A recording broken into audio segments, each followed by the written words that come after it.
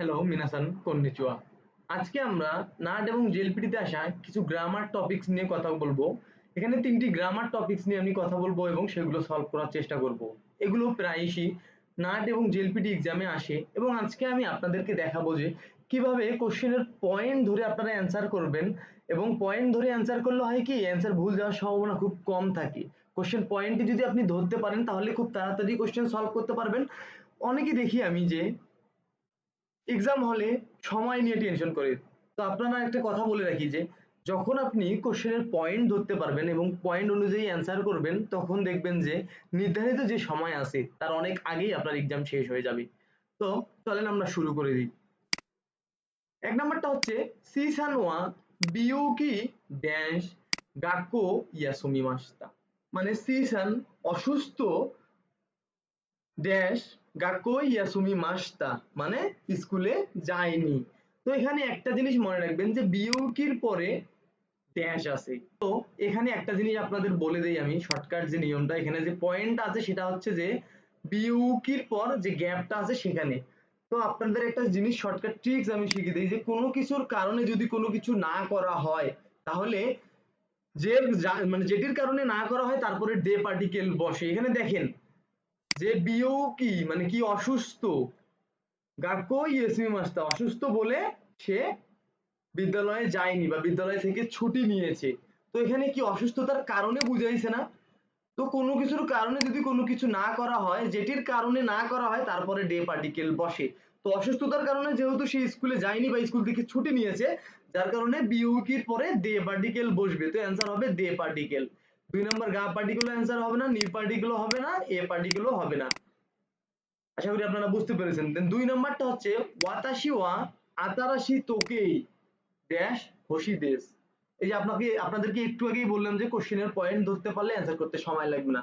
তো আপনারা দেখেন গ্যাপের আগে কি আছে, তোকেই। তোকেই কি একটা নাউন, তোকেই হচ্ছে একটা নাউন। দেন গ্যাপের পরে কি আছে, হোশি দেশ। হোশি হচ্ছে কি অ্যাডজেক্টিভ। তো এটা একটা জিনিস সবসময় মনে রাখবেন যে নাউন এবং অ্যাডজেক্টিভের মাঝে অলওয়েজ গা পার্টিকেল বসে। গ্যাপটা কিন্তু দেখেন তাদের মাঝখানে আছে। তো নাউন এবং অ্যাডজেক্টিভের মাঝে অলওয়েজ গা পার্টিকেল বসে। তো অ্যান্সার হবে, যেহেতু তোকেই নাউন, হোশি হচ্ছে অ্যাডজেক্টিভ, তো অ্যান্সার হবে কি গা পার্টিকেল। অ্যান্সার হচ্ছে গা পার্টিকেল। তো সেন্টেন্সটি হচ্ছে যে ওয়াতাশি ওয়া আতারাশি তোকেই গা হোশি দেশ, মানে আমি নতুন ঘড়ি চাই। দেন ৩ নাম্বার হচ্ছে কিনো, মানে কি গতকাল। কিনো মানে গতকাল, এও মিমাস্তা, হ্যাঁ গতকাল ছবি বা চিত্র দেখেছি। এখন দেখেন অপশনে কি কি আছে। অপশনে আছে আপনাদের ইউমেই। ইউমেই মানে কি বিখ্যাত। তো আপনারা একটা জিনিস অলওয়েজ মনে রাখবেন যে ইআরজিটিভ এর পর যদি কোনো নাউন হয়, ইআরজিটিভ এর পর যদি কোনো নাউন হয়, ইউমি একটা অ্যাডজেটিভ না? ইউমি কি অ্যাডজেটিভ? ইউমি হচ্ছে না অ্যাডজেটিভ। তো এর ক্ষেত্রে দুইটা রুল আছে, ইআরজেটিভ এবং না অ্যাডজেটিভ। তো ইআরজেটিভ এর ক্ষেত্রে ইআরজেটিভ এর পরে যদি নাউন হয় তাহলে সরাসরি ইআরজেটিভ এর পরে নাউনটি বসে। কিন্তু না অ্যাডজেটিভ এর ক্ষেত্রে যদি না অ্যাডজেটিভ এর পরে কোনো নাউন বসে তাহলে অবশ্যই না অ্যাডজেটিভ এর পরে একটা না বসাতে হয়।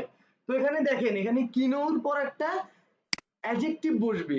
তো অপশনে আছে আপনাদের ইউমেই, সবগুলাতেই কিন্তু ইউমেই আছে। ইউমেই কি আপনারা জানেন যে ইউমেই একটা না অ্যাডজেটিভ। তো না অ্যাডজেটিভ এর ক্ষেত্রে না অ্যাডজেটিভ এর পর যদি কোনো নাউন বসে তাহলে মাঝখানে একটি না এক্সট্রা না বসে, এবং ই অ্যাডজেটিভ এর ক্ষেত্রে যদি ই অ্যাডজেটিভ থাকতো তাহলে ই অ্যাডজেটিভ এর পর নাউন বসাতে গেলে কোনো কিছু বসাতে হয় না, ডিরেক্ট ই অ্যাডজেটিভ এর পর নাউনটি বসানো লাগে। তো এখানে যেহেতু ইউমেই, ইউমেই একটি না অ্যাডজেটিভ, না অ্যাডজেটিভ এর পরে একটি নাউন বসবে তাহলে অ্যান্সার কি হবে আপনারা বলেন? তো অ্যান্সার হবে এক্সট্রা একটা না বসবে। ইউনেই যেহেতু না অ্যাডজেক্টিভ, এক্সট্রা একটা না বসবে, তাহলে ইউমেই না। দেখেন তো ইউমেই না কোন কোন অপশনে আছে? ৪ নম্বরে আছে ইউমেই না। তো অ্যান্সার হবে ৪ নাম্বার। ইউমেই দাও অ্যান্সার হবে না, ইউমেই নো অ্যান্সার হবে না, মেইও অ্যান্সার হবে না। তো দেখেন আপনারা কত সহজ সহজ এবং কত শর্টলি আমি কোশ্চেন গুলা সলভ করলাম। তো যারা কোশ্চেনের পয়েন্ট ধরতে পারবেন তাদের কাছে যে কোনো কোশ্চেনই কোনো কোশ্চেন না মনে হবে না, কারণ কোশ্চেনের পয়েন্ট ধরতে পারলে আপনি ইজিলি অ্যান্সার করতে পারবেন এবং সময় অনেকটা সেভ করতে পারবেন। কোশ্চেনের পয়েন্ট ধরতে জানতে পারলে আপনি সময় নিয়ে তখন আর চিন্তা হবে না, তখন আর বলতে হবে না যে সেন্সেই এতক্ষণ সময় লাগতেছে, আমার সময় সময় পাওয়া যায় না, তখন এই চিন্তাগুলো আর থাকবে না। তো যারা এইভাবে খুব শর্টলি কোশ্চেন গুলো বা আমার মতন ট্রিক্স এন্ড ট্রিপ মেনটেন করে কোশ্চেনগুলো সলভ করতে যাচ্ছেন তারা আমাদের মক ব্যাচে ভর্তি হয়ে যেতে পারেন। আমাদের মক ব্যাচে প্রায় 30টির মতন ক্লাস করা হয় বা 30টির মতন মক সলভ করানো হয়। এবং যারা প্রথম থেকে শুরু করতে যাচ্ছেন, যেমন হিরাগানা কাটাগানা থেকে শুরু করতে চাচ্ছেন, তারা আমাদের N5 ব্যাচেও ভর্তি হয়ে যেতে পারে।